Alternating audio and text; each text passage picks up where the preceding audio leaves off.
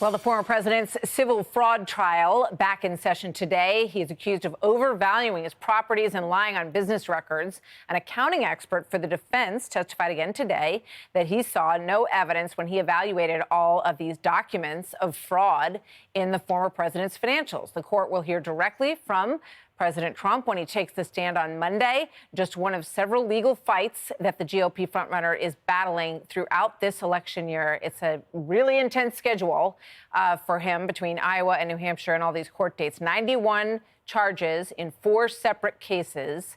Joining me now, an attorney for former President Donald Trump, Alina Habba. Alina, thank you very much for being here. Good to have you with us today.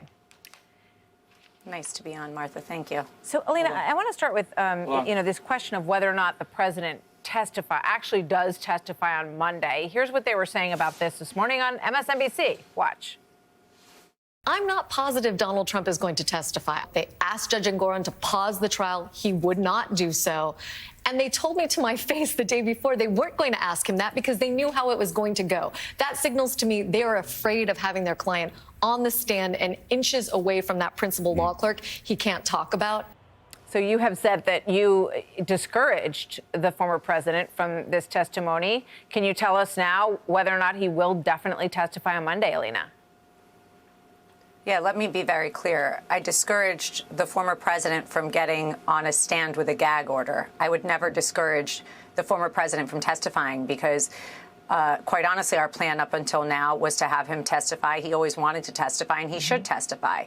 When he has nothing to hide, it's the best thing you could do is put this great witness on that is going to stand up and tell you the truth. But the judge in this matter this week, we asked him to lift the gag order so that he could testify fully and completely. If he sees people whispering and creating a ruckus next to him, and he has a right to address that so that the record is complete, and so do his lawyers. That was why we said, this is not fair, this is rigged, this is a banana republic. Don't give them the energy of you coming in the room. Now, he already has taken the stand on this case. He took the stand on the case in the AG's case. Now we want him on our case. But I would say, and I still say, that having any client get on a stand with a gag order as limited or large as this is a First Amendment violation, and you should not respect the court and give them the opportunity to hear you. But he is going to take the stand regardless, and he will navigate it.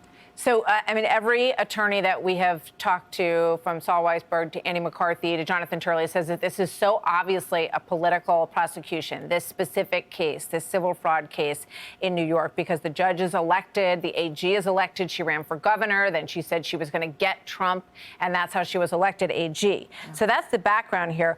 But explain to me, you were denied the directed verdict in this case. Can you explain to us what that means and what are the next steps? You know, the appeal, what comes next on all of this? Yeah, thank you for asking me that. That's a great question. That happened today in court.